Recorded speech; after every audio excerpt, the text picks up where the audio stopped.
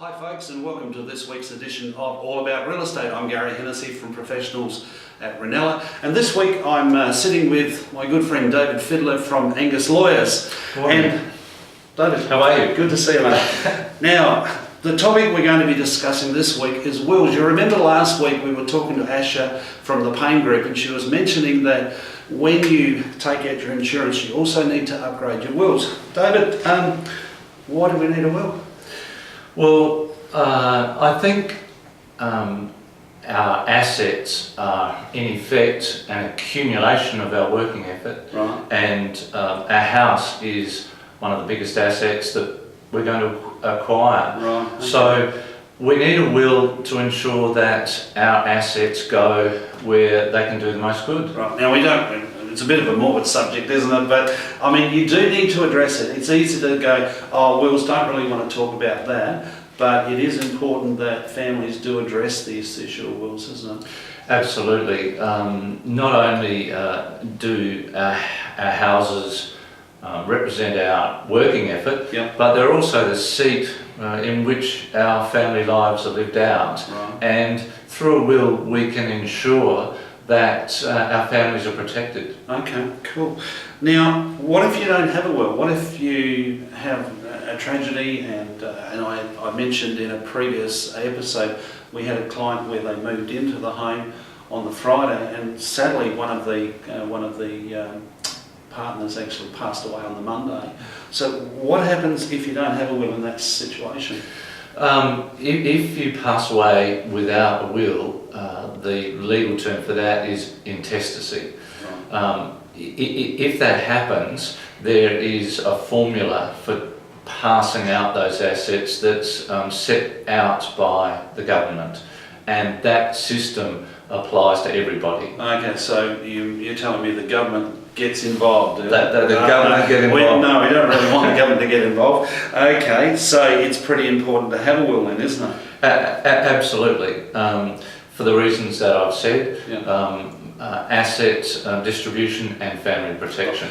Now, I've seen on TV where people advertise buy a will for $25. Now, I don't know a lot about the law at all, so I get this document and I'm trying to fill it all out.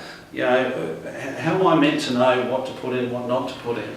Okay, well the will kit situation is one where they do provide some instructions, right. But they're not always easy to follow. Right. And in addition, I'd add that once again the will kit usually provides a formula, and everyone follows the same formula.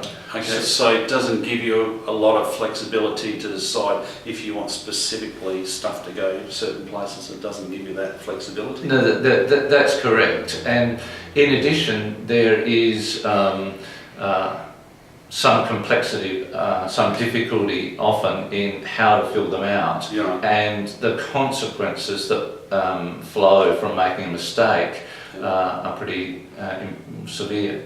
Okay, so we've got the will kit. Now, there's also public trustee or trustee companies. Now, how do they work? What's the situation with them? Yeah, you can instruct a public trustee or another private trustee company, and often they won't charge for preparing a will. Right. So that would be would appear to be a good thing. So no one does anything for nothing. How do they make their money?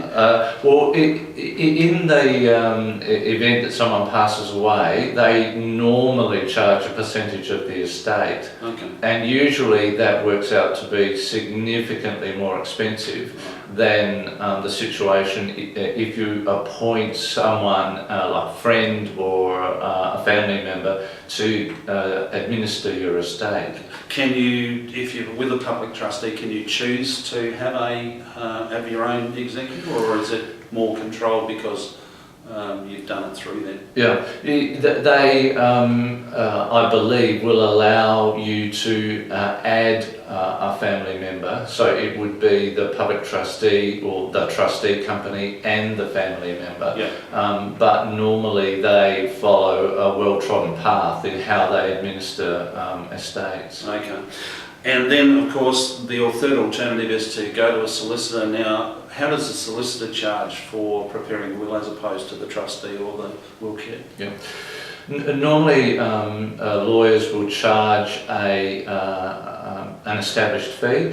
If a will is particularly complicated, they may charge on the time that they spend. Right. But usually the fee is relatively moderate, and having paid for the will, when the time comes to administer the estate, the executor will only be charged a fee if they require further advice, or they require legal input when it comes to administering the estate. Okay, beautiful. Folks, that's it for this week. I want to thank David in actual fact, David prepared the wills for our family, so I want to declare we have a little bit of an interest in doing business with David. And it gave us a lot of comfort to know that there was someone who was an expert in their field who was able to advise us in all the little details, and there are a lot of details in preparing a will. So that's it for this week. Next week we're going to be getting into another topic, which will be, he says, looking here, updating your will. We're going to be starting, sorry about that, we're going to be starting an investment series next week. So join us again next week. I'm Gary Hennessy from Professionals Real Estate, and we hope you have a great